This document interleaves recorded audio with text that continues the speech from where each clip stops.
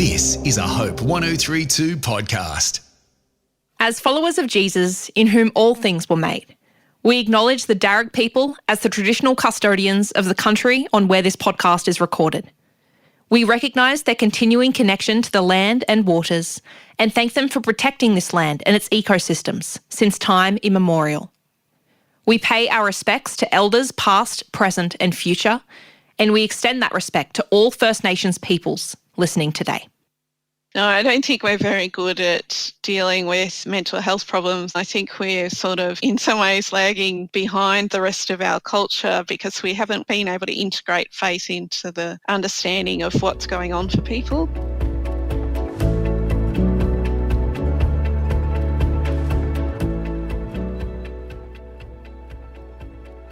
I'm Georgia and welcome to Finding Hope, the podcast that reminds you of the good in the world. Each episode tells the story of someone who has found hope in challenging times and made the world a bit of a better place. Episode 63, Dr Katherine Thompson.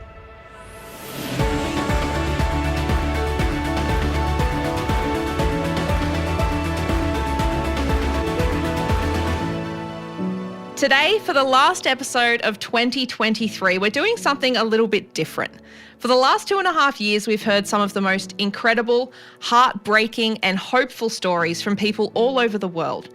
How they have suffered, how they have found hope, and how God worked through it all. 62 different stories with 62 different lessons. And today I'm talking to someone who has actually studied suffering for a living, both personally and professionally, and has worked out some ways to use our pain for good. I'm so excited to learn from Dr. Katherine Thompson today, researcher, mental health social worker, and author of a number of books, including her most recent one, The Discipline of Suffering. Katherine, welcome to Finding Hope. I'm so glad you're here. Great to talk with you, Georgia. Katherine, to start off this episode, I'd love for you to share a little bit about your story first and get the listeners to get to know you. You've been through a fair bit of suffering in your life, as you kind of detail a little bit throughout the book. As much as you're comfortable with, what is your experience with suffering? Yeah, well, it dates way back to when I was a teenager. I have a problem with my spine and one of my vertebrae was slipping out when I was a teenager, and you have that big growth spurt, so these things show up, don't they? It means that one of my vertebrae is like 75% out of place, and I have some nerve damage as well because it wasn't enough for that to happen. It actually squashed a nerve bundle on the way. So from that time, I guess I had this pain, physical pain, but it has sort of been a gateway for me in my life to really seek God out. And I guess my journey to my own personal faith as a young person was not just to follow with what my parents had taught me or what I'd learned growing up in a church, but to actually make that faith my own, and the suffering helped me do that. It's a strange thing to say, isn't it? Because in our Christian church history, often you hear people talking about two different pathways to God. One's through love and the other one's through suffering. And I guess my story is all about suffering bringing me to God, and then trying to make sense of God and myself with the pain that I had. And of course, with the problem I have now, that as I get older and older, that problem has continued to haunt me through my life. I still live with chronic pain on a daily basis. Sometimes it's worse than others, and I like to think I'm half bionic now. I've got 2 joint replacements to add to my 2 spinal fusions. So on the outside, I'm falling apart in some ways as I get older, but on the inside, I think that God uses that difficult life that I have to live every day to help me to rely on him and to really keep clear perspective about what life's about. And I think for me, that's the biggest thing I've learnt with my suffering, that you want to make every day count. You don't want to take it for granted, and you want to be really thoughtful about how you use the time and energy that you do have each day. Yeah, and that's such a difficult lesson to learn at any age, but let alone as a teenager. You said that you made your faith your own. You had to through your suffering. What did that look like for you as a young person going through this pain in the years where, you know, all of your friends and peers were just starting to live their life? How did you lean into God? What did that look like for you? Yeah, well, that's a good point. So when I was in the worst of it, age 14, 15, that's when you're meant to be out with your friends, right? It's the key age for doing that. So without choosing it, I ended up having to be by myself a lot at home for a long period of time. I missed a lot of school. So it's pretty amazing that I've actually done what I have at university with the gaps of my education. How did your kind of faith evolve as a teenager? How did you see God show up? Being isolated. I guess Henry Newen talks about being alone as either a good or a bad thing. And I think that if we get lonely when we're alone, that's actually destructive. But it can actually force us to seek God out. The word that's probably a better term for that is solitude. And so you're not actually alone. It's an opportunity to strengthen your relationship with God. And I think that that's what I did. I really do. And to take my faith seriously and to feel like God, well, in that encounters with God in my suffering, I knew God was real, not just some thing that I was taught. Yeah, that's such an important point and such an important lesson to learn from such a young age. Yeah. Now, you said your chronic pain obviously has continued throughout your adulthood. Have you had any other experiences of suffering kind of throughout your adulthood? Or is the chronic pain kind of been the I wish I could say I hadn't, but I think most of us, to some degree or another, we have things that we go through. Our family sadly lost my brother to lung cancer when he was in his early 40s. He was older than me, and that also helped me realise that you shouldn't take your life for granted. He'd never smoked in his life, so you can imagine a diagnosis of terminal lung cancer for someone that was really fit and healthy was just a shock for all of us. And we certainly as a family went through that together.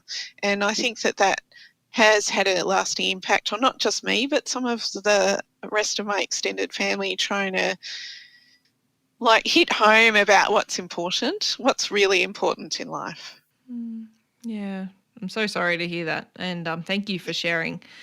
Katherine, moving on to kind of suffering generally, you have studied this for many, many years. This might be an obvious question to you. Why do we try and escape our suffering? And what does that look like? Because I think for many of us, we actually do try and actively avoid suffering, but we might not even realise we're doing it. Yeah, I think it's mostly cultural. And I think that we're sort of brought up in our Australian culture to think that we shouldn't feel pain, that we're meant to be happy, we're meant to have all these good things in our life. But I don't think that's realistic. I think that's a hole in our culture that we really need to be aware of. And the gospel doesn't actually support seeing life that way. It's more about just seeing the world through Jesus' eyes. And he didn't preach prosperity and material wealth or happiness. That's something that's just from Western culture. He's really got an upside down view of the world, in that he tried to turn everything upside down. And you can see that in the teaching of the Beatitudes, saying who's blessed. They're not the people that you'd expect. They're people that were mourning or sad or, going through something really tough. You say in the book that we need to start embracing our pain and trusting God with it. It can seem like a very scary thing, especially for those of us who maybe haven't embraced our hurt and have tried to distract ourselves from it or squash it down for years and years. How do we even start to do that after running from pain for so long? How does that look like practically, to start trusting God with our hard stuff? If you've been running, which some of us do more than others, it can be extremely confronting to then decide to sit and deal with it. And it's about tolerating that uncomfortable space, I think. And you see in the Psalms people really crying out to God in their pain.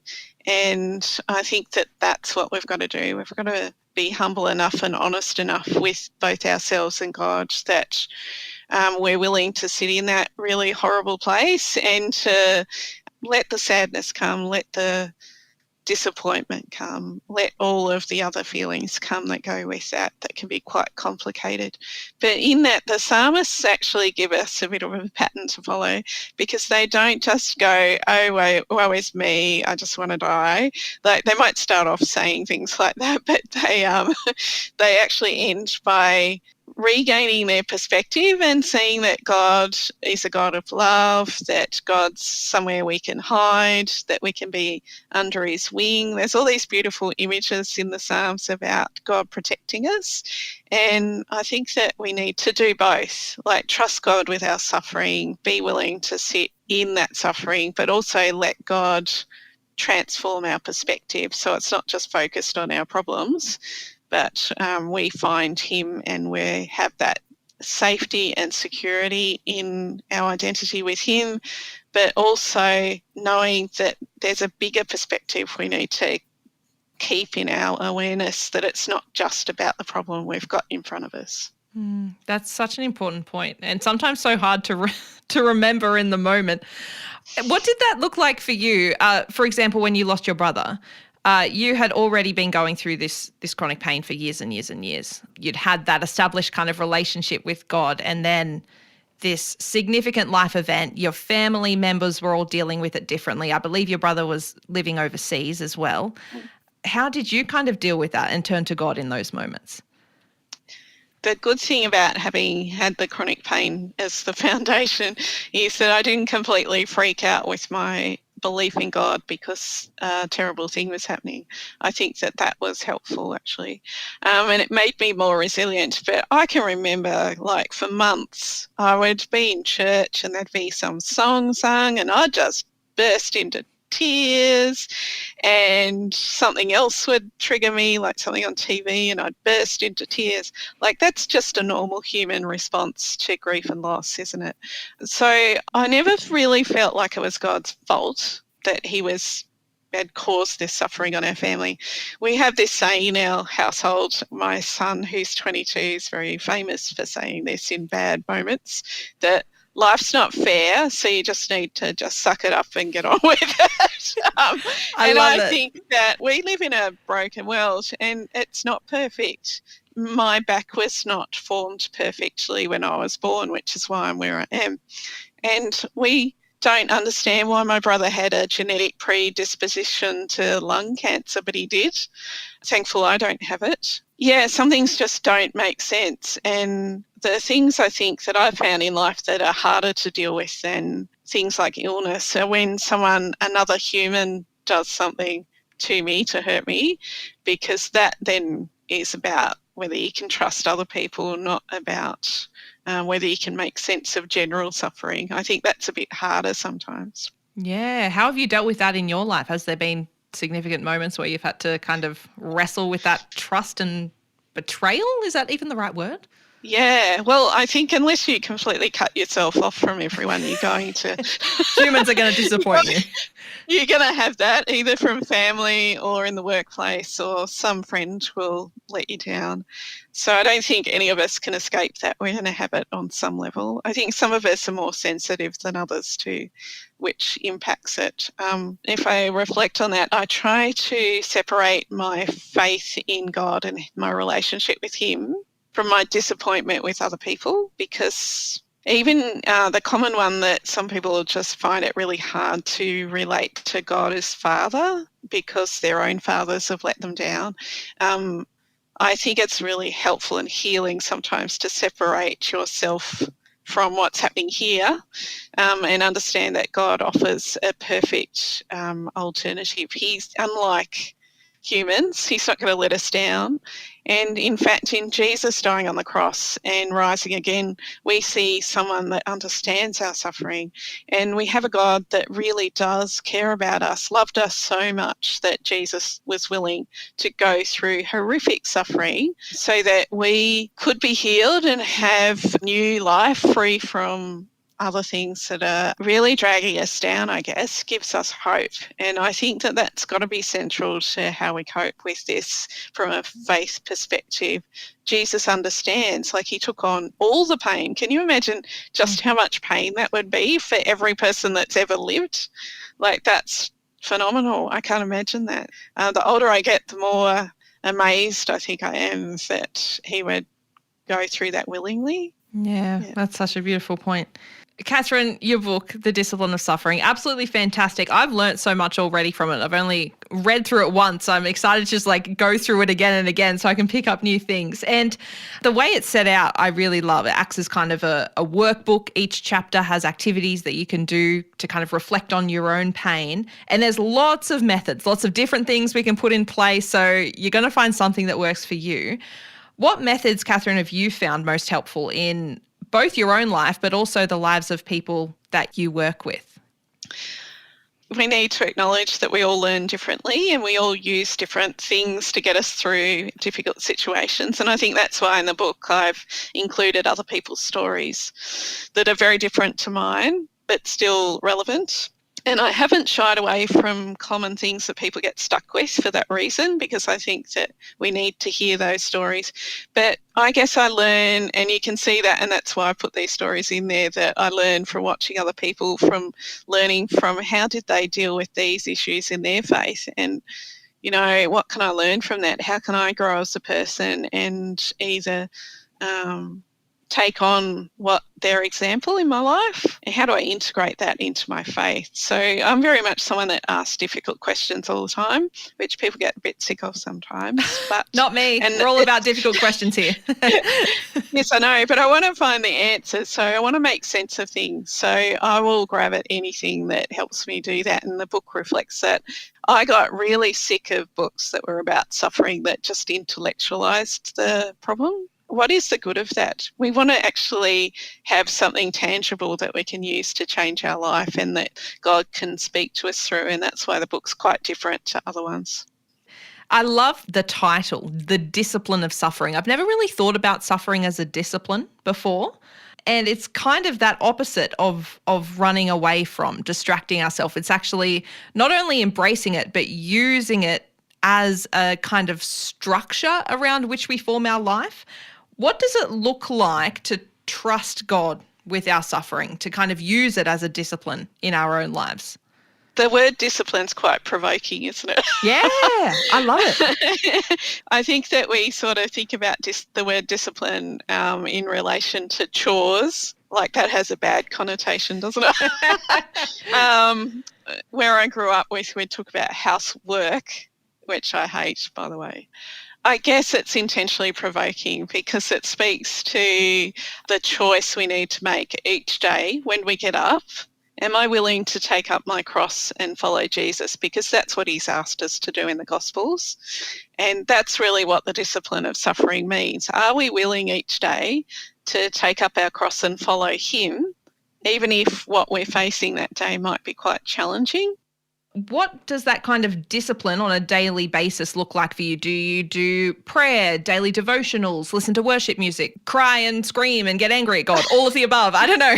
How does that look like for you? Yeah, all of the above, definitely.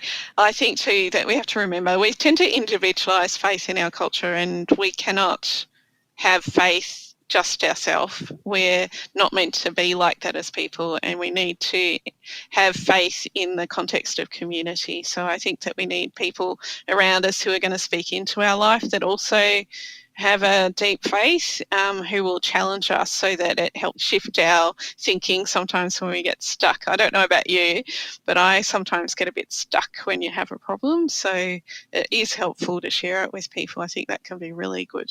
Yeah, I agree. This is going to sound like a strange thing to admit, but happiness has always been a bit of a foreign concept to me, Katherine. I don't know if you're kind of the same. I've felt, a lot of trauma, of sadness in my childhood. So I've just kind of always assumed that I'm like, oh, I'll just be a bit sadder than everyone else and it'll be fine. And I know a lot of people, as I've gotten older, that are kind of going through that for the first time. And the surprise, I guess, that when they realize it's like, hang on, life wasn't supposed to be like that. And I think of what your son said, life isn't fair. How do we rewrite the narrative that everything in life is supposed to be happy when actually it's more likely that we're going to not get through life unscathed, right? Jesus helpfully says that in this life we're going to have trouble. And then he says that don't freak out. This is my paraphrase. Don't freak out because I've overcome the world. And he promises us peace that transforms understanding.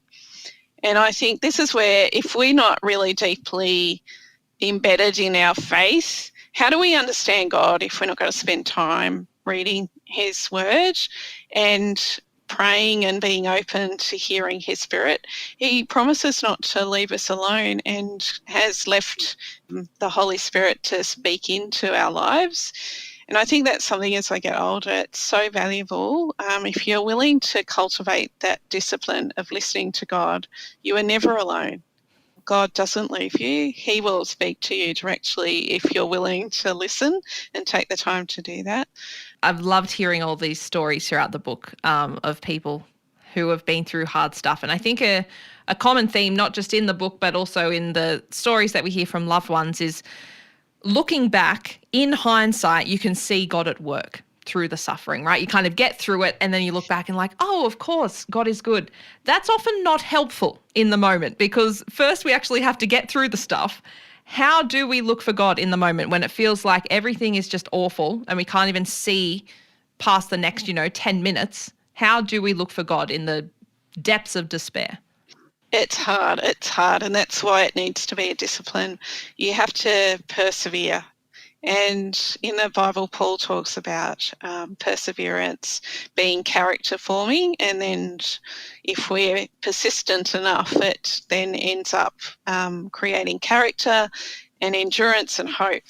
And I think that that's where we could potentially get to if we're willing to persist with it. St. John of the Cross with the Dark Night of the Soul, like a lot of people have heard of it, but very few persevere to read it. I encourage people to read it.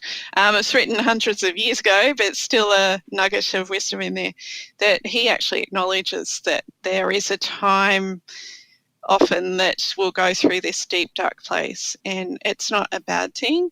So to very briefly summarise his teaching, he really talks about it as like a second conversion, which is interesting, isn't it? So surrendering yourself at a very much deeper level to God, even though you can completely lose sight of God in the darkness that you're going through in your life, but trusting that he's still there anyway.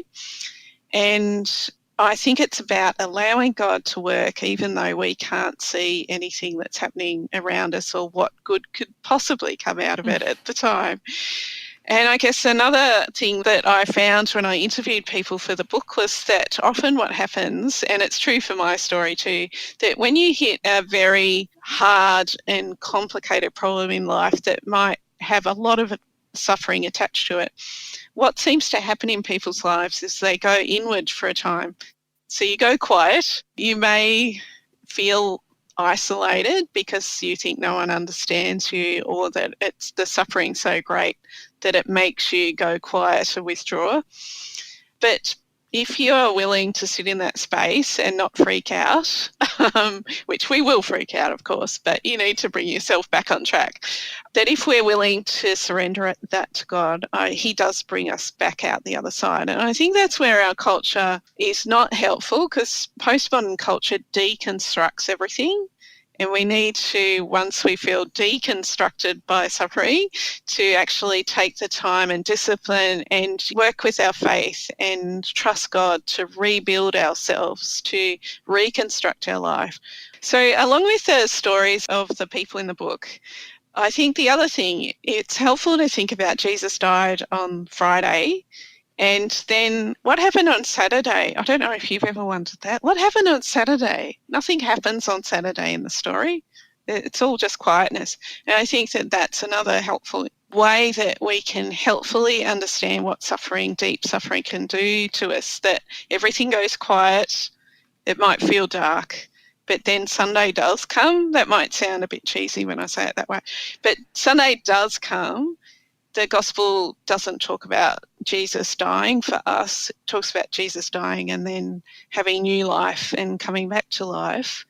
And that brings us new life. We can't just stop in the suffering. We've got to have the guts to really decide, well, this is a really tough situation, but I'm willing to trust you, God, enough to surrender it to you so that you can bring me out the other side, whatever that might look like.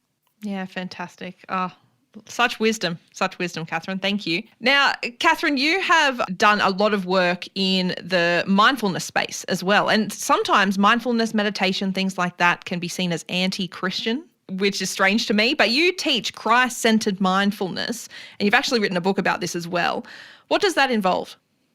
What I've tried to do in the book is give Christians an alternative to the popular mindfulness in our culture, which is based on Buddhism. So a friend of mine and I who work in the mental health space thought, well, why are we told that we're meant to teach mindfulness to people to improve their mental health? Where does it come from? And it doesn't make sense because no one's giving us any in-depth teaching about it. So both of us as Christians, we're like, right, let's do something about it. I never realised that a book was going to come out of this. So I went on a journey to try and work out what is popular mindfulness. It is rooted in Buddhism. And what they've done is separated the religious component and just kept the meditation component. We need to, as Christians, I think, speak into this space because we do in our church tradition have a whole lot of rich practices that are the Christian equivalent of this meditation practice. But the difference with Christian mindfulness and meditation is that it focuses us on God and ourselves at the same time. And the whole point of it's to transform us, but not for selfish reasons. It's so that we can then go and transform the world around us. So what I've done with a Christ-centered mindfulness is taken some really helpful concepts that are available in therapy, which are not related to Buddhism, and integrated them with our older traditions of Christian meditation and prayer and integrated them together to give people some up-to-date ways of applying these things. Katherine, let's talk quickly about churches. Often not the greatest spaces when it comes to people's deep suffering in terms of how to deal with it. There are a lot of myths about suffering that I think are really unhelpful that you touch on in the book as well. You know, God gives and God takes away. Not words that you want to hear when you're going through something really awful. What kind of stories and language do we need to look out for that are particularly unhelpful, and how can we combat them in our own churches? In the book, I talk about some of the classics. So God giving and taking away, that's, for me, doesn't leave you with a very good view of who God is. There's other ones like people will classically say, well, you must have done something to deserve this, which implies that there's some sin you've committed that created this problem. And the classic is all things work together for good. And that is not helpful, although it's true. It's not that that verse is not true, but it mistimed, it can really hurt people because you're really invalidating their pain and suffering and dismissing it. And when you're in a dark place, you can't hear that verse. I think the one thing that we learn from the book of Job is that, for goodness sake, don't give people advice, don't say dumb things to them. So in the book of Job, his wife famously says, curse God and die. That's not great advice, is it? No. And his friends also say, well, you must have done something to deserve this. And they are too quick to give advice and too slow to sit in the suffering with him. And this is what we need to get better at. We need to not say things. We need to slow down and just sit with the person, listen to them. Don't try to fix it for them. Try and enter into the suffering with them with true empathy and understanding, and be prepared to sit in that horrible place with them and wait for God to do something. We can pray for them. We can pray with them. We can support them in other ways. So let's get better at that. Yeah. How can churches as a whole kind of be more open, in your opinion, to people asking those tough questions of their faith and having complex problems that, they want to be open about, and churches just aren't kind of equipped or don't know how to react sometimes? No, I don't think we're very good at dealing with mental health problems as one example.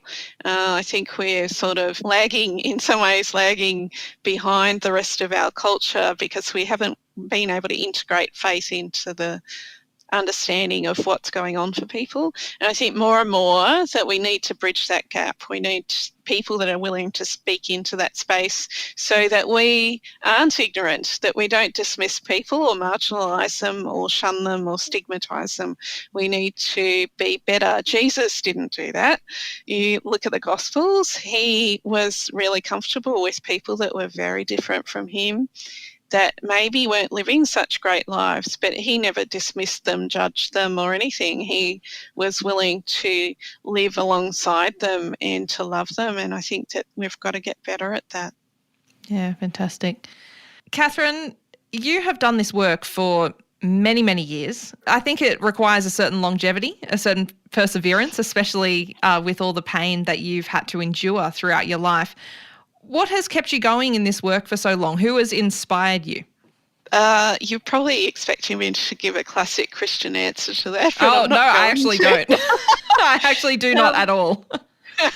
When I started my first profession, which was as a clinical researcher in mental health, I was lucky to work in a centre of Australians that were willing to ask big questions.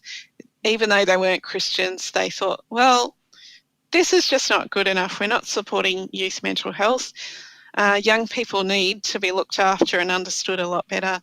And so they really pushed the edges of what was at that stage done for supporting young people with mental health problems. And I, because I'm now very old, I can look back and see, wow, in just over 20 years, not only have we transformed the way we support young people with mental health issues, but we now have ways of helping them that are more age appropriate, not just in Australia, but across the world. So this speaks to some of the positives in our culture.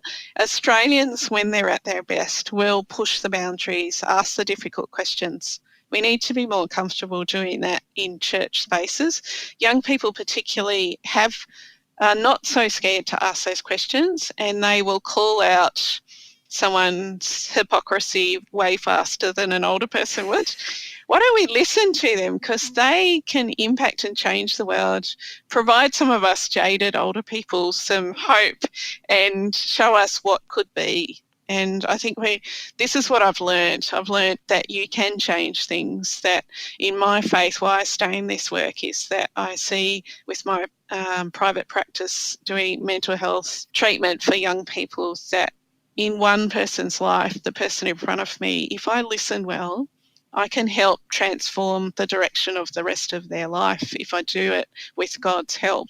And with my other work, I work at Melbourne School of Theology at Eastern College as a lecturer at the moment.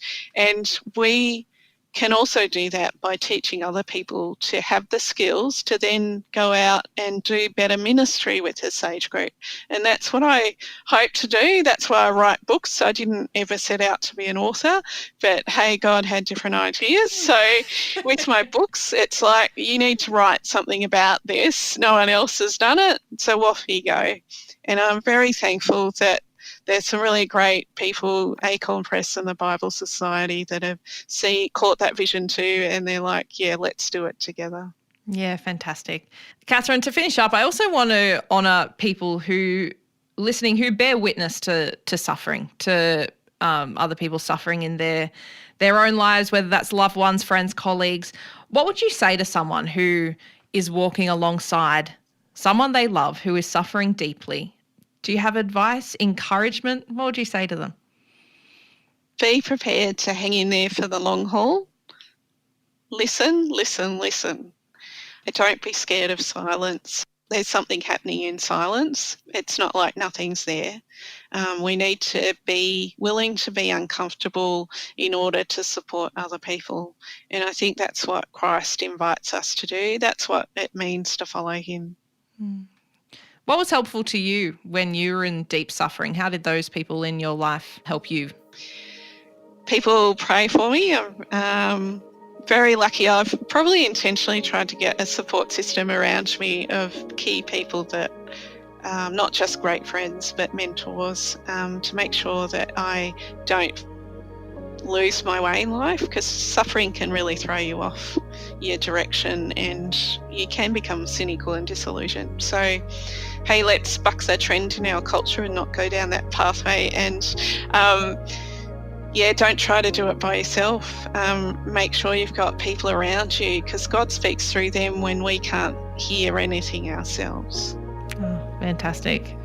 Katherine Thompson, it has been such a pleasure and honour having you on Finding Hope today. I've learnt so much in the last 40 minutes, and I'm sure people listening are going to have pearls of wisdom that they are going to take away as well. Thank you so much for sharing your story and your work. Pleasure, Georgia.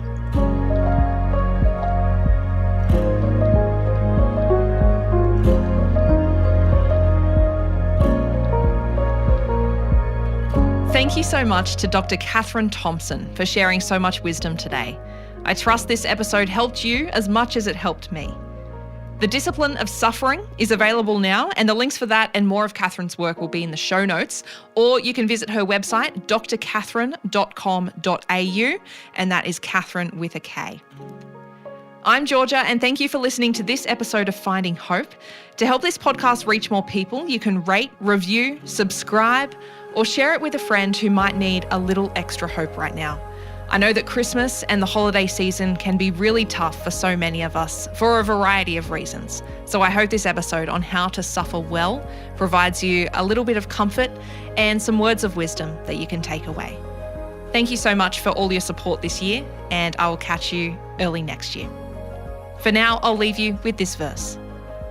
And the God of all grace, who called you to his eternal glory in Christ, after you have suffered a little while, will himself restore you and make you strong, firm, and steadfast. 1 Peter chapter 5, verse 10. Catch you next time.